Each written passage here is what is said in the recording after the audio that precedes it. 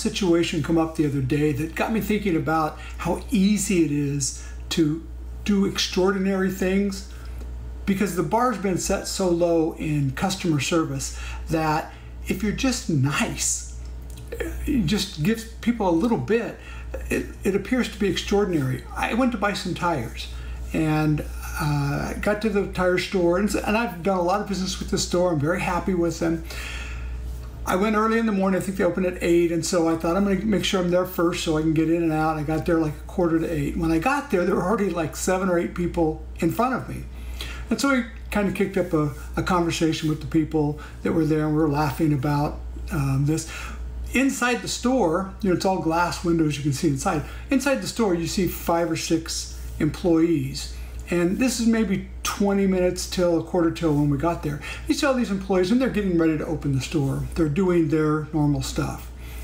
And as it got to be 10 till, and then 5 till, I noticed that I realized they were not going to open the store until 8 o'clock.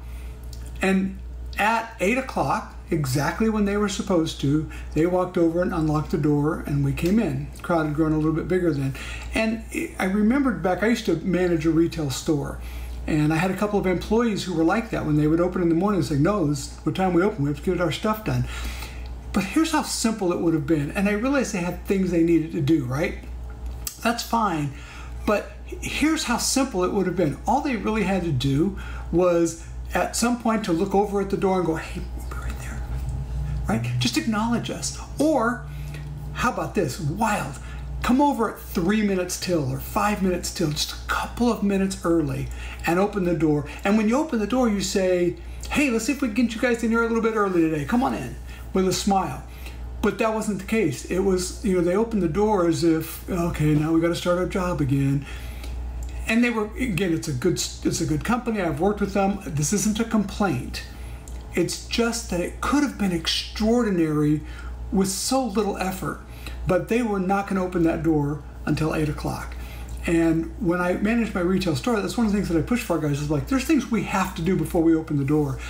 But we were working, we did home improvement, and it was, we had a lot of contractors who came in, and those guys were always there waiting for us. They had to get on with their day, and they're trying to buy stuff to go do their jobs. Contractors were a big part of it. And the guy who ultimately refused, he was the assistant manager when I took over the store. I had been promoted in from another store, and he eventually was terminated by me, because that was his attitude toward everything, and he just wouldn't make any effort. So how can that apply to us? I mean, we're not opening our store early, but there's so many things that you can do. I've seen DJs who wouldn't start the music early because my contract starts at 6. Hey, put the music on that the staff likes while you're there. Hey, what do you guys want to hear? Put on their music, right? If you're there a little bit early, you know, one of the things that happens a lot, and I'm sure you've all seen this, is a bride and groom are coming in and doing a walkthrough for a potential booking at that event.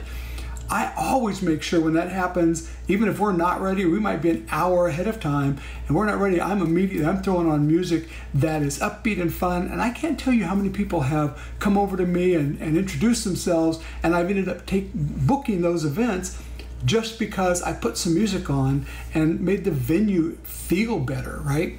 So it can be, and we talk about this, I think, in volume 1 of the DVDs, somebody walking up to the DJ booth. If you can, step out and meet them. Don't make them come all the way around to you, right? Just a little thing, like you're happy to see them. So there's so much that we can do to be extraordinary. And I'll leave you with this one last thought. When we had a multi-op company, I had questionnaires that we would fill out or we would have our clients fill out. How did we do? We also did one that our DJs did called a party report, and it was asking the DJ how things went. And we rated all kinds of different things, but we had a question on there, and the question for our DJ was, what did you do that was extraordinary?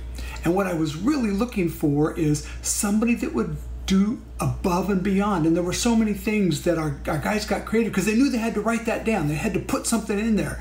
And so they would start looking for things that they could do. And it might be carrying gifts out to the car or loaning somebody a hand cart to do that. Just anything that was not in the normal, that's not my job sort of vein.